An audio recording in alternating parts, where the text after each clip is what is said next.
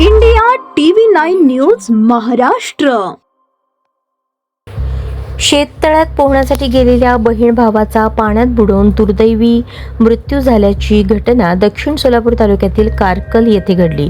श्रवण संतोष कुमार अंकलगी वय 15 व श्रावणी संतोष कुमार अंकलगी वय 10 असे मृत्यू झालेल्या बहीण भावाचे नाव आहे। याबाबत माहिती अशी, संतोष कुमार अंकलगी यांचे काही वर्षांपूर्वी अपघातात निधन झाले होते। उषा संतोष कुमार अंकलगी या आई महादेवी कोळी आणि दोन्ही मुलांबरोबर कारकल येथील शेतात राहत होत्या। अंकलगी यांचे शेत विद्यानंद वालीकर हे बटाईने करत होते। रविवारी उषा अंकलगी या कामानिमित्त सोलापूरला गेल्या होत्या।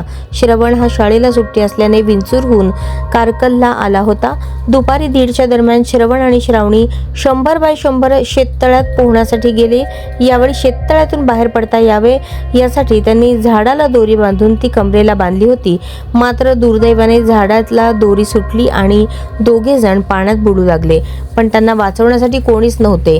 नात नातू जाऊन खूप वेळ झाला तरी त्यांच्या पोहण्याचा आवाज येत नसल्याने घाबरून आजी महादेवी कोळी यांनी शेततळ्याकडे धाव घेतली।